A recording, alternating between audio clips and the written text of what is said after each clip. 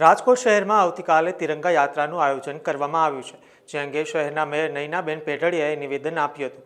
મેયરે જણાવ્યું હતું કે જો મુખ્યમંત્રી અને ગૃહમંત્રી અન્ય કોઈ કાર્યક્રમમાં જવાનું નહીં હોય તો તે આ યાત્રામાં ઉપસ્થિત રહેશે. આ સાથે જ તાજેતરમાં આરએનસીના કાર્યક્રમોમાંથી રાજ્યસભાના સાંસદ રામભાઈ મોકરિયાને બાકાત રાખવાનો વિવાદ ચાલી રહ્યો હતો, ત્યારે આ તિરંગા યાત્રામાં તેમને પણ આમંત્રણ આપવામાં આવ્યું છે. આ યાત્રા દ્વારા શહેરમાં દેશભક્તિનો માહોલ ઊભો કરવાનો અને સ્વતંત્ર પર્વની ઉજવણી કરવાનો હેતુ છે. આવતીકાલે તિરંગા યાત્રાનું આયોજન કરેલ છે. ઘર ઘર તિરંગા તારીખ 12 સવારે 8:30 વાગે બહુમાળી ભવન ચોક ખાતે જંગી સંખ્યા ત્યાં ઉપસ્થિત રહેશે. શાળા કોલેજના વિદ્યાર્થીઓ, અન્ય સામાજિક સંસ્થાના કાર્યકર્તાઓ, ભારતીય જનતા પાર્ટીના કોર્પોરેટરો, પદાધિકારીઓ, કમિશનર સાહેબ, લોકોની વચ્ચે આ કાર્યક્રમ હોય. આ કાર્યક્રમનો રૂટ બહુમાળી ભવનથી લઈ અને મહાત્મા ગાંધીના સ્ટેચ્યુ સુધીનો રહેશે.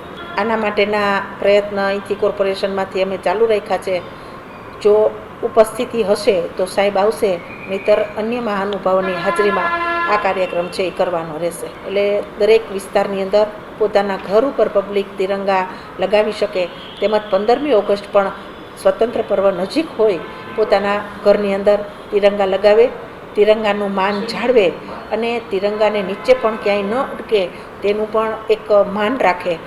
લોકોને જાહેર આમંત્રણ છે કે જેથી કરીને 8:30 વાગે બહુમાળી ભવન ચોક ખાતે આપ સૌ પધારો એવું નિમંત્રણ પાઠવું છું. હું પણ જવાની છું, આપ પણ પધારો. ચોક્કસપણે આમંત્રણ તો બધાને અમે આપવાના ચાલુ કરી દીધા છે, પણ વિશેષ મહેમાન તરીકે મુખ્યમંત્રી અને હર્ષભાઈ સંઘવીનો પણ આગ્રહ છે.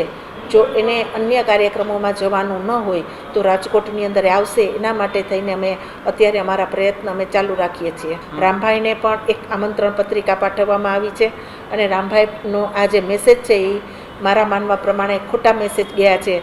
રામભાઈ છે એ હંમેશા અમારા માનનીય અને આદરણીય રહ્યા છે. એને ચોક્કસ આ કાર્યક્રમની અંદર આમંત્રણ પાઠવવામાં આવેલું છે.